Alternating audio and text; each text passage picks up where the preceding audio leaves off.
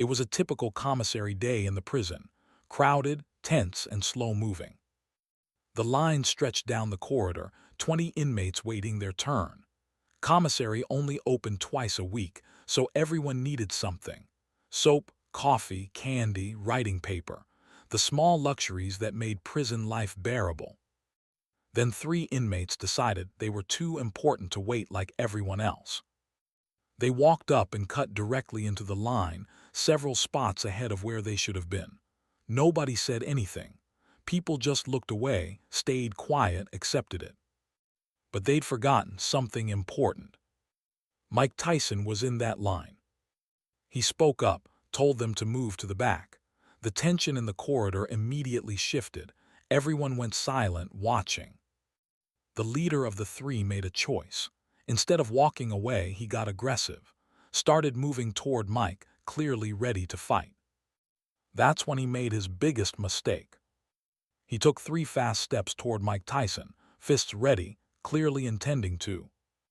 Now, to understand how a routine commissary line turned into a lesson about respect that the entire facility would talk about for weeks, we need to go back to the beginning of that afternoon. But before we get to that moment, if you're enjoying these untold Mike Tyson stories, we post new videos every single day, so hit that subscribe button and don't miss out.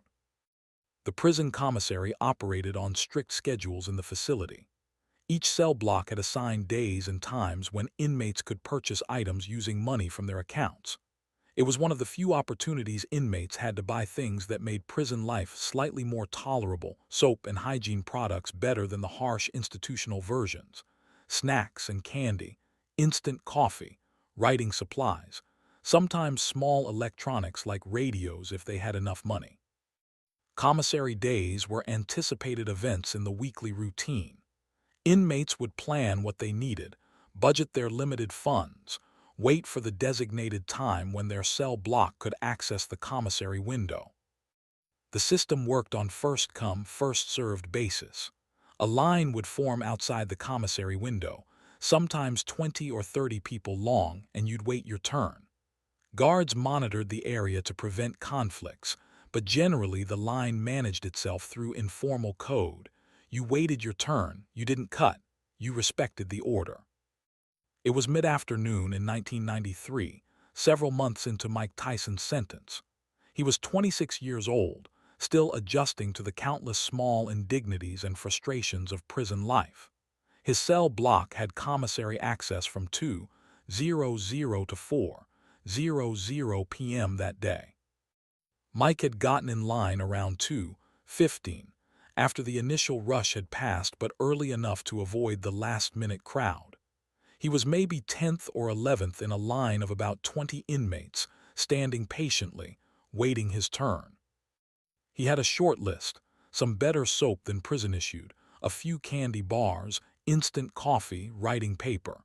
Nothing elaborate, just basics that made daily life tolerable. The money came from his account, funded by whatever assets he still had access to despite being incarcerated. The line moved slowly. Each inmate would reach the window, tell the commissary worker what they wanted, items would be retrieved and cost calculated, transaction processed. The process took a few minutes per person, so waiting meant standing there for 20 or 30 minutes sometimes. Mike stood quietly, not engaging in conversations happening around him. Some inmates were talking about purchases, others discussing yard gossip or upcoming visits. Mike just waited, patient, his mind elsewhere. Then 3 inmates approached the line from the side. Mike recognized them, Brandon, Tommy, and Marcus, part of a group that ran various operations in the facility. Brandon was the leader, a white guy in his late 30s with heavily muscled build and reputation for intimidation. Tommy and Marcus were his primary associates, always nearby, always backing his plays. Instead of going to the back like everyone else, they walked directly to a spot about 3 or 4 people ahead of Mike and simply inserted themselves into the line, pushing between inmates who'd been waiting. The inmates they cut in front of didn't say anything. One guy started to protest. "Hey, what are you?" but stopped when Brandon turned to look at him with a flat, threatening stare. The man went quiet, looked away, accepted it without further complaint. This wasn't unusual. Brandon had been doing this for weeks, maybe months. He'd built enough reputation through intimidation and occasional violence that most inmates didn't challenge him. Guards were present but far enough away they hadn't noticed or didn't care about line cutting as long as it didn't turn into actual fighting. The line shuffled forward as another inmate completed their transaction. Brandon, Tommy, and Marcus moved with it, now firmly established in their stolen positions. Mike watched this with growing irritation. He'd been waiting patiently. Everyone in this line had been waiting, and these three had just walked up and cut ahead because they thought their reputation made them exempt from basic fairness. "Back of the line," Mike said, his voice clear and carrying. Conversations around him stopped. Several inmates turned to look at Mike, expressions showing surprise someone had actually spoken up. Brandon turned around to see who'd spoken. When he saw it was Mike, a smirk crossed his face. "Excuse me." "You heard me," Mike replied calmly. "Back of the line, everyone here's been waiting their turn." Brandon's smirk widened.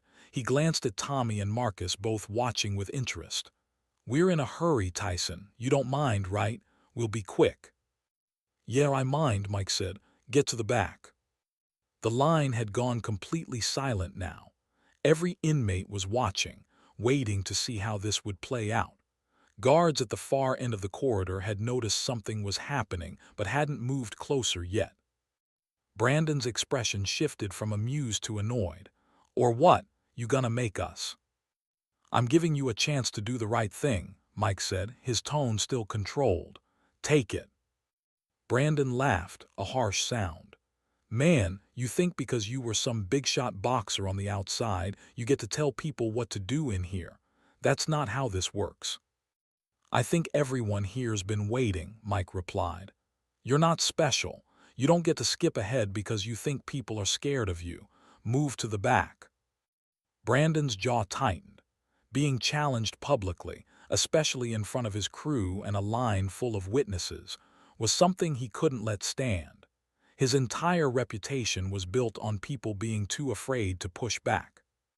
"You got a big mouth for someone standing in a commissary line," Brandon said, taking a step toward Mike. Tommy and Marcus shifted slightly, ready to back him up if needed. "And you've got no respect for anyone's time but your own," Mike responded. "Last chance. Walk to the back of the line. Keep what's left of your dignity." Brandon's face flushed with anger.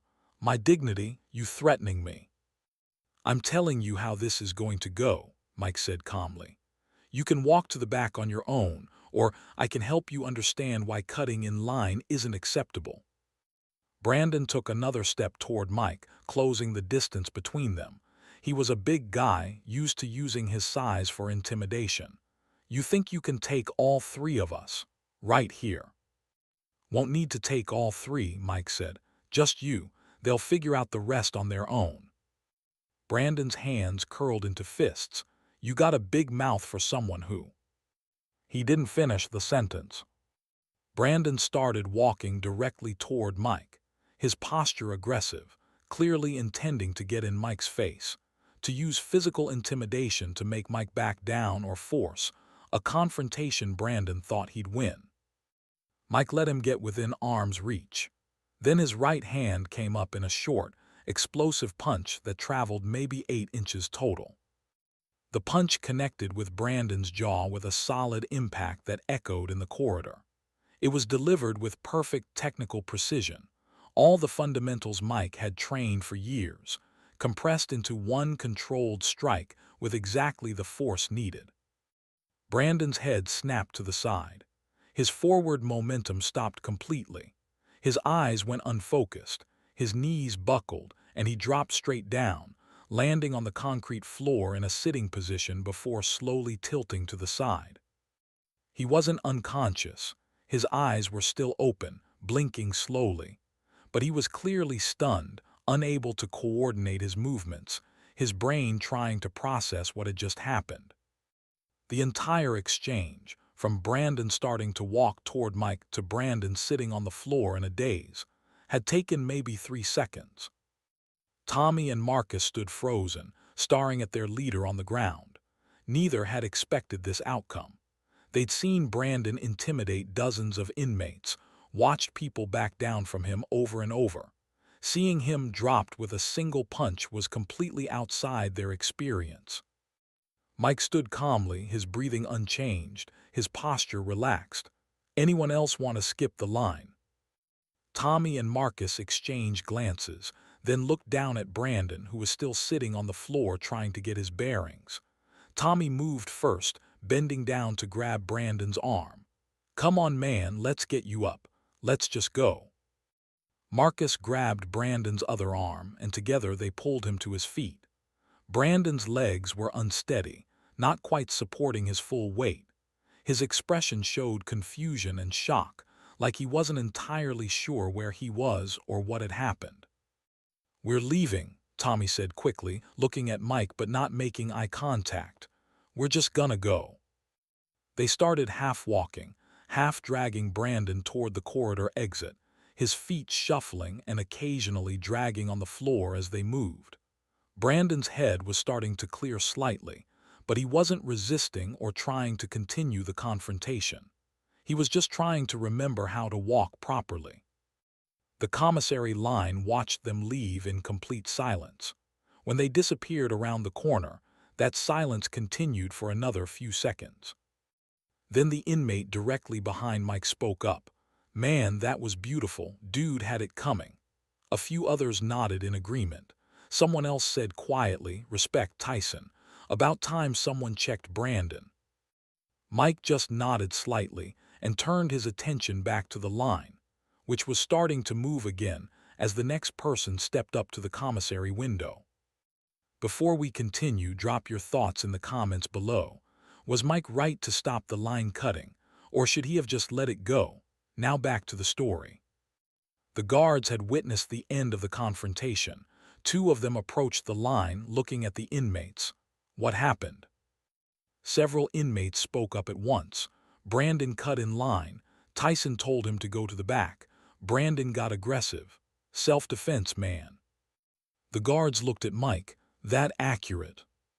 "He cut in front of multiple people," Mike said calmly. "I asked him to go to the back. He came at me. I stopped him."